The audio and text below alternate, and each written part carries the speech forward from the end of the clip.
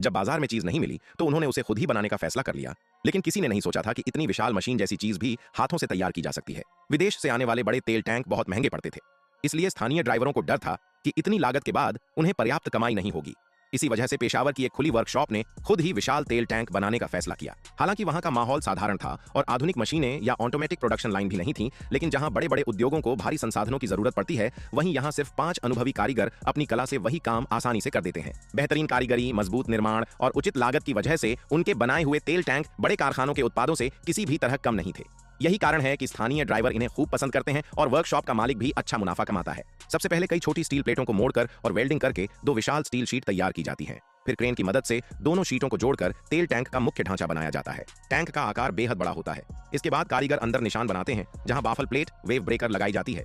इसका काम सफर के दौरान टैंक के अंदर मौजूद तरल के तेज हिलने डुलने को कम करना और पूरे ढांचे को अधिक स्थिर बनाना होता है। इन प्लेटों को बनाने के लिए भी पहले छोटी स्टील प्लेटों को जोड़कर बड़ी शीट तैयार की जाती है। फिर उस पर डिजाइन बनाकर उसी के अनुसार स्टील को काटा जाता है। कटाई के बाद असली चुनौती शुरू होती है। सपाट स्टील को सही घुमाव देकर टैंक के आकार के अनुसार ढालना पड़ता है। आधुनिक सांचे न होने के बावजूद अनुभवी कारीगर हथौड़े की मदद से धीरे धीरे उसे मनचाहा आकार दे देते हैं। प्लेटों में बने गोल छेद भी खास उद्देश्य से बनाए जाते हैं। तैयार होने के बाद इन सभी हिस्सों को एक एक करके टैंक के अंदर वेल्ड किया जाता है और सावधानी से उनकी स्थिति को ठीक किया जाता है ताकि पूरा ढांचा सही तरह से फिट हो सके। जब आखिरी स्टील प्लेट भी लगा दी जाती है तब तेल टैंक का मुख्य ढांचा तैयार हो जाता है। लेकिन अभी भी इसे पूरी तरह तैयार होने में कई चरण बाकी होते हैं। सबसे पहले अंदर और बाहर की सभी वेल्डिंग को अच्छी तरह मजबूत किया जाता है। फिर ऊपर बने खुले हिस्से को स्टील प्लेट से बंद करके पूरी तरह सील किया जाता है। टैंक को और अधिक मजबूत बनाने के लिए उसके नीचे निश्चित दूरी पर संकरी स्टील पट्टियां वेल्ड की जाती है। इन्हीं पर बाद में मुड़े हुए सपोर्ट लगाए जाते हैं जो पूरे ढांचे को अतिरिक्त मजबूती देते हैं। वर्कशॉप में विशेष मोड़ने वाली मशीन भी नहीं होती, इसलिए कारीगर अपने अनुभव और पारंपरिक तरीकों से ही इन सपोर्टों को आकार देते हैं।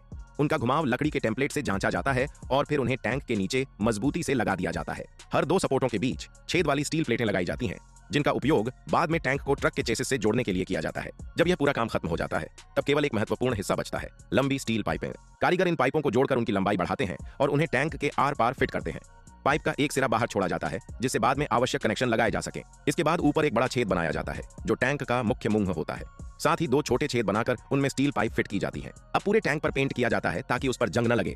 इसके बाद उसके ऊपर इंसुलेशन तापरोधी सामग्री लपेटी जाती है और अंत में लोहे की चादरों से उसे पूरी तरह ढक दिया जाता है। जब सभी कारीगर मिलकर यह पूरा काम खत्म करते हैं तो उनके सामने एक मजबूत, आकर्षक और विशाल तेल टैंक तैयार खड़ा होता है। उधर ट्रक ड्राइवर भी काफी देर से इंतजार कर रहा होता है। आखिरकार तैयार टैंक उसके ट्रेलर पर लाद दिया जाता है और वह अपनी अगली यात्रा के लिए रवाना हो जाता है।